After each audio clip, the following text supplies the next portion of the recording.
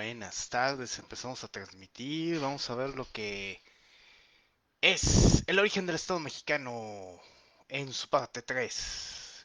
Muy buenas tardes a los estudiantes de la asignatura de Teoría del Estado, de la licenciatura en Derecho de la Facultad de Ciencias Administrativas y Sociales de la Universidad Autónoma de Baja California. Espero que estén muy bien. Somos del campus Ensenada Valle Dorado. Sí, que quede claro, porque luego no saben dónde andamos. Bueno, vamos a hablar del origen del Estado mexicano, ya pues, en su parte 3, porque venimos viendo esto no del hecho de la independencia con Hidalgo o de la consumación de la independencia con Iturbide, que ahí todos dicen, ah, desde ahí es México. No, México tiene raíces, pues como ya expliqué, tiene raíces desde que se forma lo que es el virreinato y ya después cuando nace como país. Pero para poder entenderlo tenemos que ver los antecedentes. Bueno, el siguiente antecedente que vamos a ver, ya después de que les había platicado que se había dado el fenómeno del juntismo en España, dada la guerra de intervención o la invasión francesa hacia España por parte de Napoleón, obviamente España está en una crisis constitucional porque el rey, primero Carlos IV y posteriormente pues, su hijo Fernando VII, son prisioneros nada más y nada menos que de Napoleón. Napoleón quiere controlar lo que es la península ibérica, primero porque había querido invadir lo que era Portugal, que estaba comerciando con los ingleses, pero el rey de Portugal sale huyendo, se refugia en Brasil y se da la independencia de Brasil y de ahí surge Brasil, 1808. Pero lo que tenemos, ¿y qué pasa en España? Pues Carlos IV no hace lo mismo, pues se queda y pues se convierte en prisionero nada más y nada menos que de Napoleón. También su hijo, que su hijo en cierta manera espera que con ese hecho hacerse del poder en España, pero cuando se da cuenta de que no puede ser gobernante de un país invadido, no puede aplicar las ideas absolutistas que ha vivido ¿cómo decirlo?, su dinastía en los últimos 300 años, pues ahora pues se ve en la necesidad de que pues, no quiere tomar el poder, ¿no? Napoleón pone a su hermano José Bonaparte. Los españoles al ver esta crisis, bueno, en Nueva España ya vimos, hay un intento de autonomía del reino. Le seguían dando su lealtad a Castilla, siempre y cuando pues se quitara el yugo francés, por decirlo de alguna manera, pero tomaban cierta autonomía en ciertas decisiones, cosa que no es bien vista por los peninsulares, de que viven en la Nueva España y dan un golpe de estado al virrey y al cabildo de la Ciudad de México, a sus integrantes que habían tenido esta idea de la autonomía y pues mantienen el estatus de reino accesorio a Castilla, aunque pues Castilla estaba amarrada de una mano, vamos a ponerlo así. Castilla, pues con el fenómeno del juntismo, pues tratan de llamar a la elección de representantes de todos los pueblos, villas, reinos españoles. Toman en cuenta no solo los de la península ibérica, también toman en cuenta a los territorios de ultramar. Y en este contexto, pues todos los territorios españoles mandan diputados. Diputados, ojo, ¿quién podía ser diputado? Pueden ser diputados los criollos, principalmente, los que son de origen español. Se hace un lado a los mestizos, se hace un lado a los indígenas, se hace un lado a la gente a la gente de origen africano. O sea, nada más veían con posibilidades de elegir diputados, pues a los de origen español. Vamos a ponerlo así. Ya, total, se da la elección. Esto ya se consolida, la elección de los diputados se consolida para 1810. Para septiembre de ese mismo año, ya todos los representantes se van a reunir en una de las pocas ciudades libres que le quedan a los españoles, que no están bajo el dominio francés, que es nada más y nada menos Cádiz. Ahí se reúnen y van a discutir lo que es una nueva constitución para que para darle legitimidad, para darle vida al reino en lo que el monarca está prisionero. Ya cuando el prisionero, el rey en este caso Fernando VII, sea libre, los españoles le pedirán que jure la Constitución.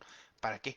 Para que se guíe con esas normas, para que ya no España no esté al garete en caso de una crisis constitucional, etcétera.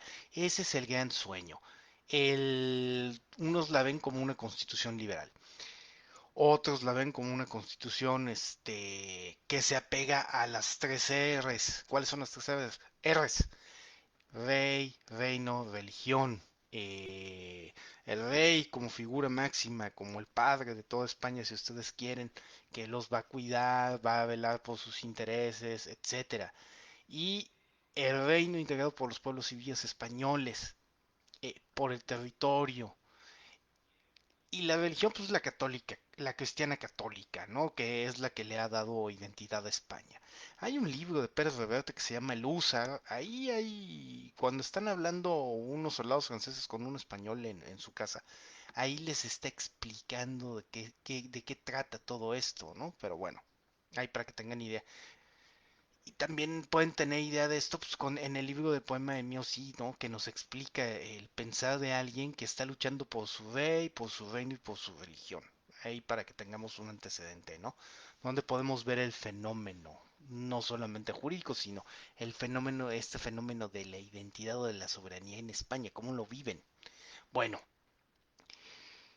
ese tipo de identidad o cuestión que identifica a los españoles se determina como una soberanía nacional, una soberanía basada en cuestiones identitarias, en cuestiones o símbolos de unión, en donde gobierno y pueblo van de la mano por la identidad o por los símbolos que los rodean, no porque crean en la voluntad del pueblo, sino en el destino que tiene ese país conforme a sus símbolos, conforme a su identidad. Es por eso que ahí surge o se da la idea de una identidad o de una soberanía de tipo identitario, ¿sí?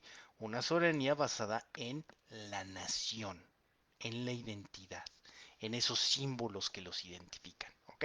Por eso es soberanía nacional en este caso. Bueno, una, un género, si ustedes quieren, una especie de soberanía. Dentro de esto mismo, bueno, ¿qué está pasando en Nueva España? Mientras están juntándose los diputados apenas para crear la constitución, en Nueva España ya hay descontento. En primera porque no se logró el intento de autonomía por parte de Primo de Verdad, por parte de Melchor de Talamantes, para lograr esa autonomía. Y porque los peninsulares buscaban cooptar, buscaban hacerse del poder, que nadie más tuviera poder, o sea, los, ¿cómo decirlo? Los criollos, los mestizos, no son iguales al peninsular, por eso el peninsular tiene plenos derechos, ¿por qué? Porque el ancestro, porque el reino es accesorio a Castilla y aquí el principal, ¿quién es? Pues los castellanos, los españoles. Los demás, háganos a un lado, ¿no? No tienen, vamos a decirlo así, no tienen privilegios como podría tener un peninsular. Y es esta desigualdad la que empieza a acrecentar el descontento, más toda una serie de acontecimientos que ya he explicado en clases anteriores. Otro de los fenómenos con los que nos vamos a topar que va a acrecentar esto rápido fue que, pues ya les había platicado de los jesuitas. La orden de los jesuitas es una orden religiosa que también se dedica a la educación, pero ellos en algún momento de lo que es el reinado de Carlos III son expulsados. ¿Por qué?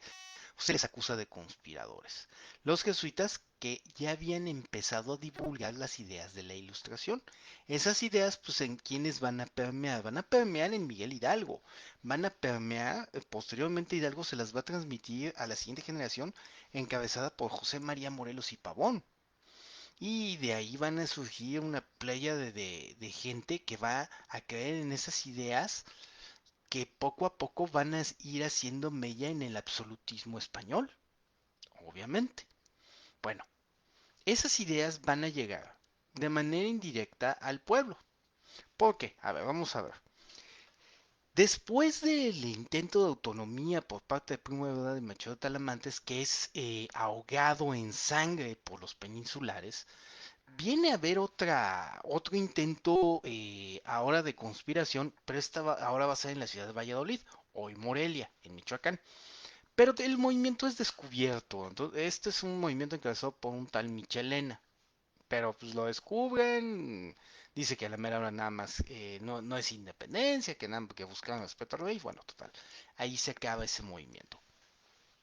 En lo que siguió después, se empiezan a dar una especie de tertulias o fiestas a las que asiste un capitán de dragones, bueno, y otros oficiales del ejército español o de la guardia que está acantonada en lo que entre Querétaro, más o menos por Querétaro, Guanajuato.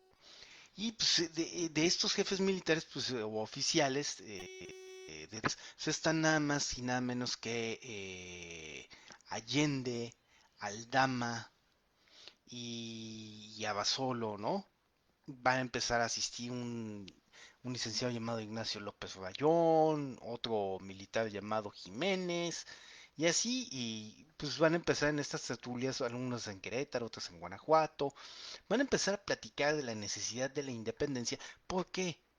Para que sean tomados en cuenta los criollos, los mestizos, tratar de borrar ciertas cosas con las que ellos no están de acuerdo. ¿Por qué? Porque el peninsular ha cooptado el poder, ¿sí? No ven bien que están, sí, gobernados por una España que no los pela, y por cierto una España que quiere acabar con sus pretensiones de cierta autonomía de independencia. O sea, llega un momento en que la conspiración bueno, ellos invitan a estas tertulias, a estas charlas, invitan a un hombre carismático, un hombre sencillito y carismático que no es argentino, obviamente, eso que quede claro, ¿no? Es nada más y nada menos que alguien que estudia el doctorado, que ha sido sacerdote, que fue rector del colegio de San Nicolás, que lo mandaron a unas parroquias lejanas pues por el hecho de sus ideas incendiarias, porque conocía las ideas de la ilustración, porque, etcétera, etcétera. Y ese personaje es nada más y nada menos que Miguel Hidalgo, que tiene mucho. Una de las cosas por la que lo invitan es por el carisma que tiene el cura de Dolores. Por eso lo invitan. Bueno, eh, llega un momento en que la conjura tiene la idea de convocar a la rebelión por ahí más o menos por las fiestas de San Juan de los Lagos. ¿Por qué? Porque es cuando reúnen mucha gente y pues para acabar con este dominio, para acabar con lo que es una especie de tiranía por parte de los peninsulares. Obviamente todo esto hasta ese momento tiene tintes políticos, hasta ahí. El problema viene cuando son descubiertos. Cuando son descubiertos, pues obviamente nada más son descubiertos en Querétaro, se enteran las autoridades virreinales, van a detener al corregidor, a su esposa, son de los instigadores, van a detener a los capitanes, al capitán y a los oficiales de la guardia, y obviamente entre ellos están Allende, Aldama, Jiménez, todos ellos. Bueno, ellos salen huyendo, van y a buscar a Hidalgo para decirle, ¿sabe qué? Nos han descubierto, hay que huir. Cuando llegan con Hidalgo, pues Hidalgo, ese sí es el padre de mi patria. ¿Por qué? Porque Hidalgo sí era una persona de acciones tomar. Era una persona de ideas, o sea, rápido. No en balde tenía el apodo del zorro. Entonces, le dicen, padre, nos han descubierto, tenemos que huir. E Hidalgo, que lo acaban de explotar, pues es de noche, pues, ya se iba a dormir, pues se entera y, a ver, serénense, tranquilos. Vamos a tomarnos un chocolatito.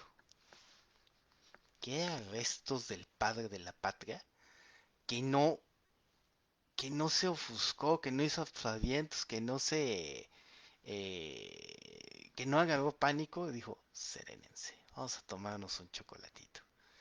En esos momentos de concepción del país, ¿no? Que unos dirían que es el nacimiento de la nación, ¿no? Y pues ya le expliquen qué está pasando. Él dice, a ver, aquí no vamos a oír. Esto simplemente adelanta nuestros planes. Es hora de ir a coger gachupines, ir a agarrarlos, ir a detenerlos. Y pues, no era otra la palabra, ir y hacerles la guerra a los españoles, a los realistas, en este caso realistas, entrecomillado, gente que no quiere soltar el poder, ¿no? E Hidalgo, pues obviamente, pues ¿qué hace? Pues ya es madrugada, ya saben qué onda, entonces mandan llamar a misa, pero no es para la adoración, el culto y todo, no, es para llamar a la población. No, no es en un balcón, es en un atrio, en una puerta, no me acuerdo si de la casa de Hidalgo o del templo, no, tiene que ser del templo. Ahí abajo, ahí manda llamar Hidalgo. Llegan los indígenas, llega la gente a la adoración, llegan los campesinos, llegan los arrieros, todos, llegan a oír al cura. El cura que muchas veces los ha ayudado, que les enseñó artesanías, que les enseñó a sembrar. A ese cura van a escuchar. A ese cura que escucha al pueblo, que lo toma en cuenta, que les da auxilio espiritual, que no es el sacerdote avaro que cobra o que comete el pecado de simonia para dar la gracia de la absolución de los pecados. No, es el sacerdote que escucha a su rey, el sacerdote que oye a su pueblo, que oye a sus ovejas para ayudarlas. Hidalgo en ese papel de buen pastor, si ustedes quieren verlo, si no, pues cada quien, ya. Obviamente, pues la gente llega, gente pobre, gente humilde, de todos, o sea, son los que llegan. E Hidalgo les empieza a decir, véanse las caras, véanse los rostros. Palabras más, palabras menos, siglos de humillación, siglos que hemos sido oprimidos. Y en este momento, pues Hidalgo no es, todavía no existe la idea de México. Hidalgo les empieza a decir, tenemos que ir a las armas. ¿Por qué? Pues porque están atentando en contra de nuestra religión, de nuestra fe, España ha sido invadida, y pues sí, el primer grito de independencia, ustedes van a sacar de dónde, pues es viva Fernando VII, viva la religión, etcétera, ¿no? Porque muera el mal gobierno. Ojo, ese sí es un grito revolucionario. Muera el mal gobierno. Y la torre, todos se quedan así. Y es en serio, sí. Vamos a ir y vamos a coger gachupines. Vamos a exigir lo que nos han negado durante mucho tiempo. En ese momento, Hidalgo a quién le está hablando. Le está hablando a gente que fue oprimida durante muchísimo tiempo, que ha pasado hambre, que ha sufrido injusticias y que en ese momento le dicen, es tu momento histórico, es el momento en el cual tú puedes reivindicarte, en el cual el pueblo unido, casi casi el pueblo unido jamás será vencido, ¿no? Pues ahí van, la gente empieza a escuchar a Hidalgo y dicen, me uno al movimiento. Se unen los militares que están ahí de la guardia en el pueblo, los que habían estado con Aldama, con Allende, los que los habían seguido, se unen, liberan a los presos escuchan y dicen, no puede ser, ¿cómo es que este hombre está hablando y está diciendo cosas que nosotros no entendíamos, pero que ahora las comprendemos por la manera en que nos está explicando qué está sucediendo? O sea, empieza a arrastrar, empieza a jalar gente, los campesinos, la gente que en su momento vivió hambre y las injusticias de Sendados ahora se unen con Hidalgo. Entonces, aquí ya no es nada más ir y es un movimiento o una revolución política, es una revolución reivindicatoria, ¿sí? Tiene un trasfondo social. Y obviamente la gente empieza a seguir al padre Hidalgo. Desde los que van armados con su fusil o con su trabuco, con los que van con machetes, los que van con un cuchillo, los que van con lanzas, los que van con simples palos, los que van con ondas. Ese es un ejército popular. O sea, ¿por qué? Porque ya están hartos de tantos agravios, de tantos abusos por parte de ciertos grupos, ¿no? Grupos que en su momento pues podrían haber aplicado, vamos a hacer listas para que la Inquisición sepa quiénes son los infieles. Así como ahora hay quien dice que hay que hacer listas por aquellos que apoyen ciertos movimientos, pues así lo sabía desde esa época. Gente que te perseguía por tus ideas políticas, sí, siempre les ha habido. Gente retrógrada y maldita siempre la ha habido. Eso nunca lo olviden, compañeros. Bueno, pues ahí va este movimiento, crece. Y bueno, pues, no voy a mencionar, hay grandes batallas, hay verdaderas masacres por parte de ambos bandos, o sea, no es de negarse. Toman está la batalla de la Lóndiga de Granaditas en Guanajuato, la lóndiga que simboliza. ¿Qué es una lóndiga? Pues es un almacén de granos, hoy que se convierte pues, en un símbolo de opresión porque vendían los granos y los llegaron a vender caros porque se vivió una hambruna en Nueva España. Y los granos salían más caros o lo que era el maíz, el frijol, el trigo, salían más caros pues, por la sequía que había existido, por el precio de los alimentos. Entonces, la alhóndiga es una manera de controlar los precios, pero también de que no queda siempre al alcance de la población. Y bueno, por eso también queda ese símbolo de la alhóndiga, ¿no? Viene la revuelta popular y bueno, hay matanzas de españoles, pero también va a haber matanzas de insurgentes por parte de los realistas. Total, a medida que avanza el movimiento, pues va a llegar un momento en que Hidalgo queda a las puertas de la Ciudad de México. Dicen que se pudo haber consolidado la independencia, otros dicen que no, pero bueno, Hidalgo decide no tomar Ciudad de México para evitar el problema que se dio en Guanajuato, precisamente, y bueno, total. Retroceden, está la batalla de Puente de Calderón, la pierden los independentistas, bueno, van a Guadalajara, retroceden, y ahí en Guadalajara Hidalgo expide los famosos bandos de Hidalgo para abolir impuestos, para establecer la libertad para que la gente tenga acceso a la pólvora, increíble, libertad de armas, pero bueno, es otra historia. Este, también se va a dar el famosísimo bando de Hidalgo en el aspecto de abolir la esclavitud. Queda abolida la esclavitud en todos los territorios que han sido liberados por la insurgencia, ¿no? Total, quedan libres, o sea, y en ese momento, bueno, que son de las cuestiones que dan cierta identidad jurídica por lo mientras a esta etapa del movimiento.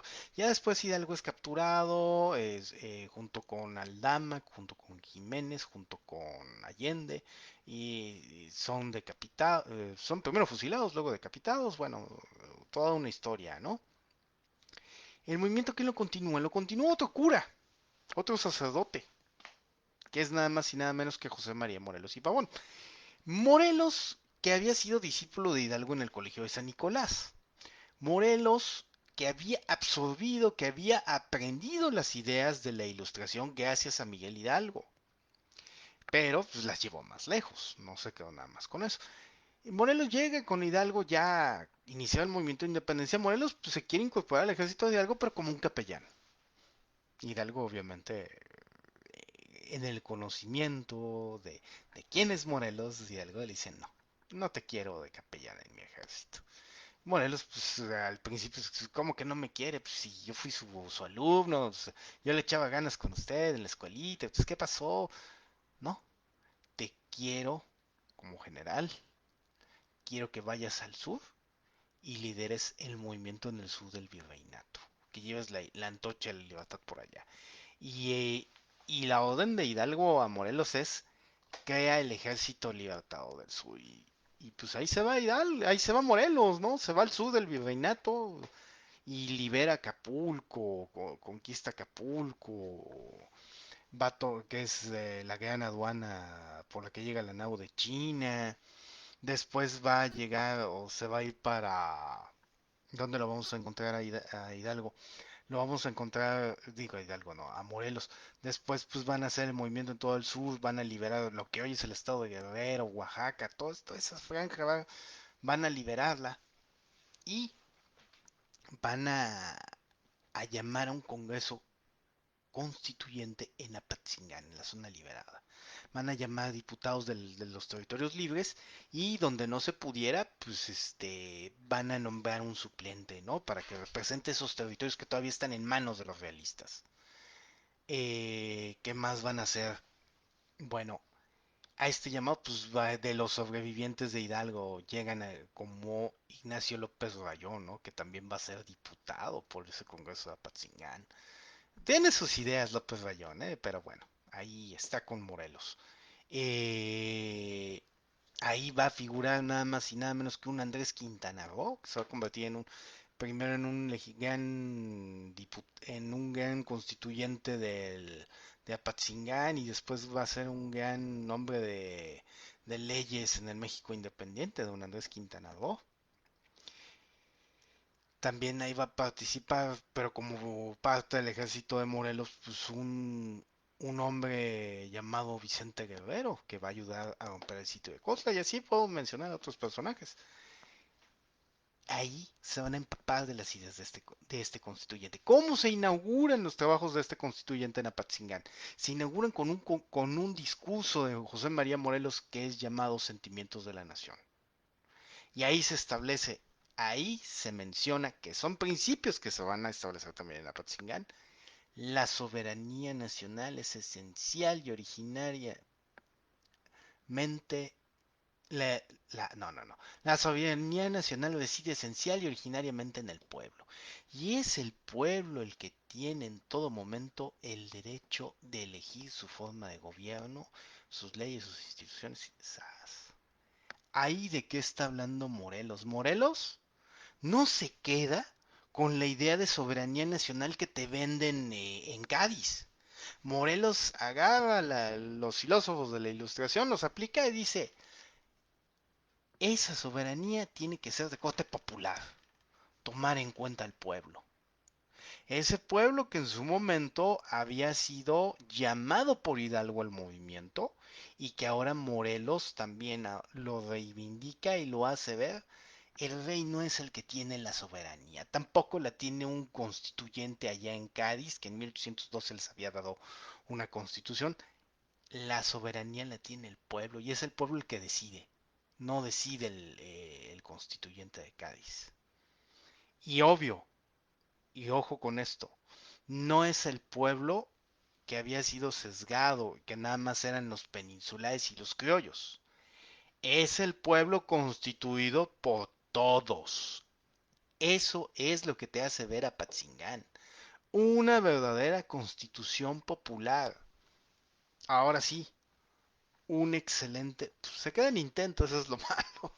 Un excelente intento por darle un fundamento constitucional y un fundamento jurídico a la independencia. Wow, ahora sí, de aquí para el Real, ¿no? Todos, pues vámonos con mi general Morelos, ¿no? Con el generalísimo, vamos todos. Y ahí todos apuntados, ahí pueblos, mulatos, mestizos, indígenas, criollos, todos ahí apuntados con Morelos. Lástima que el movimiento pues, se ve opacado, se ve derrotado. Y uno de los que empiezan a golpear al movimiento pues son pues tenemos a los peninsulares, a los que todavía creen que la ruta es con el rey de España, es siendo accesorios a Castilla. Y entonces está un individuo entre 1814 y 1815 que ha derrotado a los independentistas, pues está un coronel llamado Agustín de Iturbide, que se dedica a la matanza de insurgentes, a secuestrar familiares de insurgentes para obligarlos a rendirse.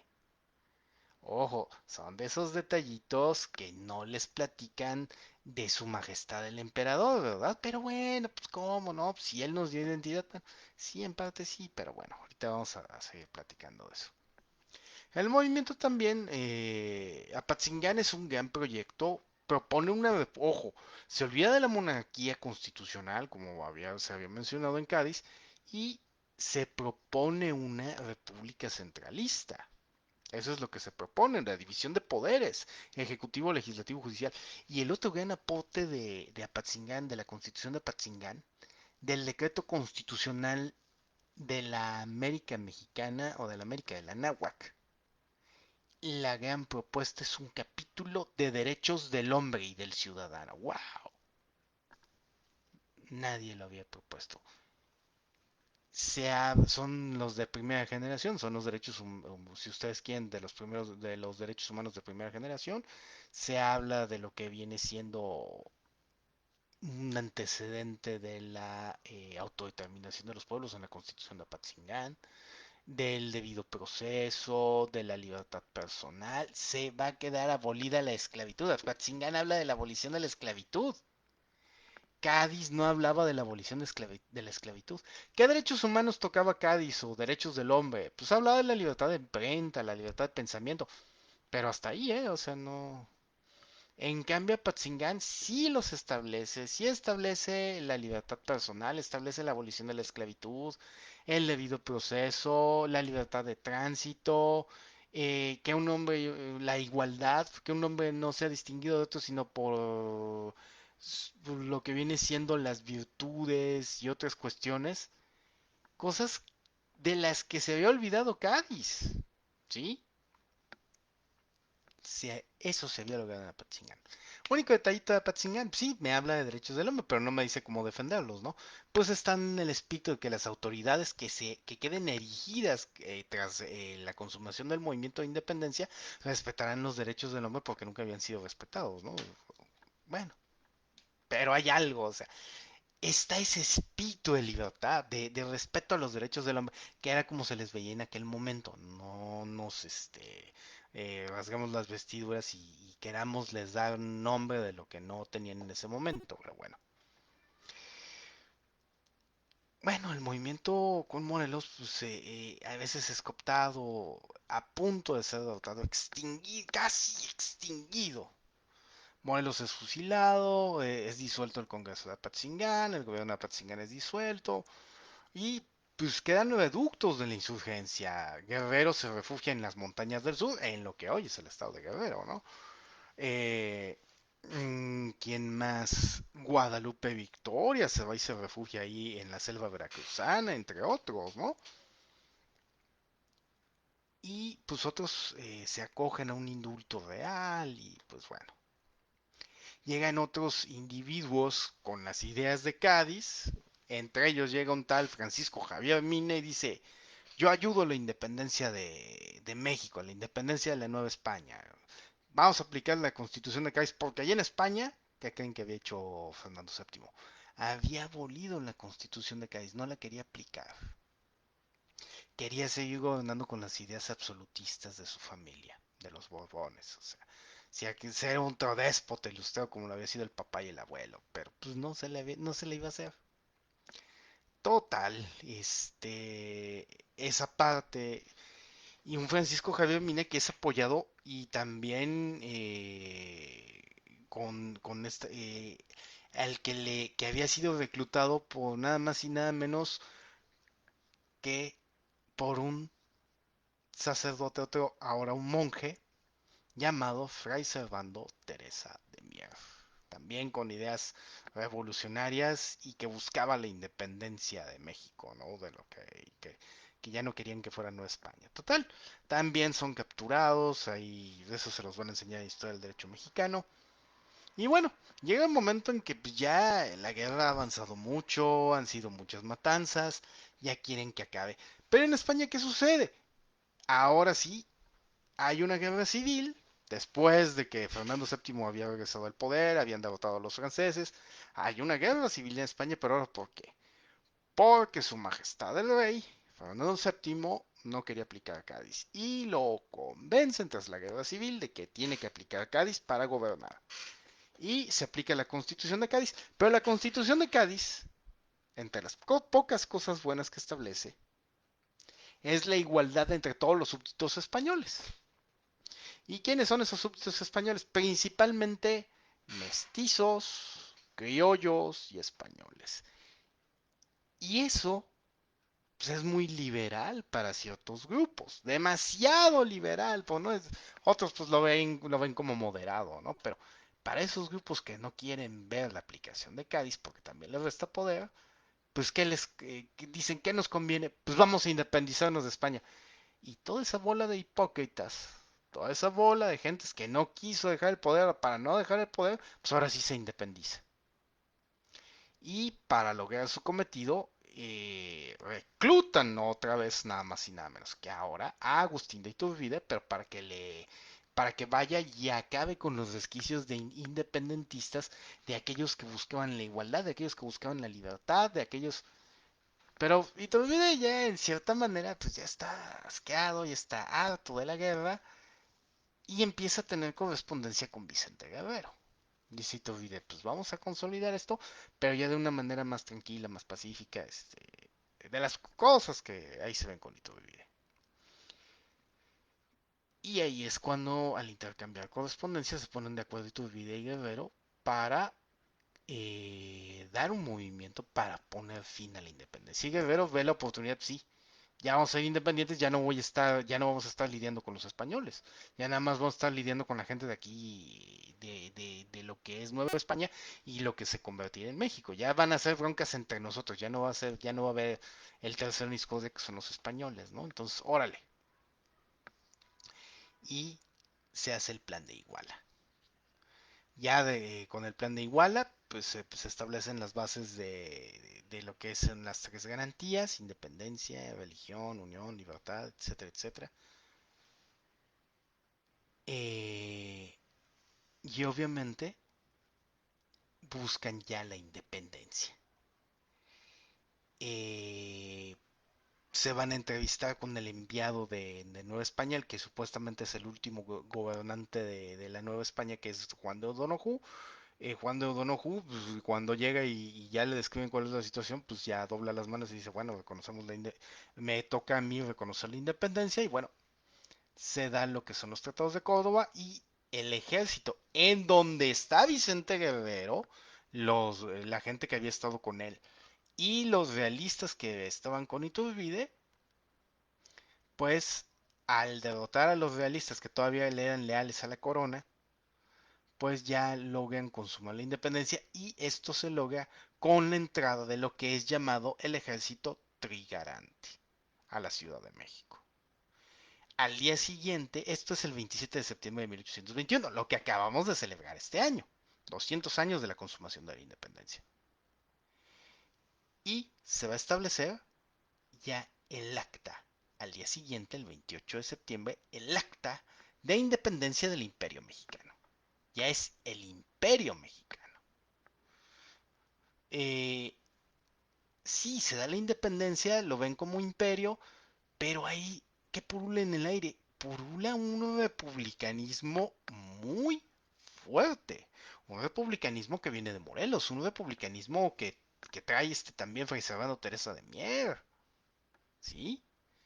Republicanismo que trae Vicente Guerrero, pues, no en balde su preceptor, pues nada más fue que el padre Morelos, que fue de los que vio de buena patricia esa idea del republicanismo. Entonces, esa es la idea que purula en el aire.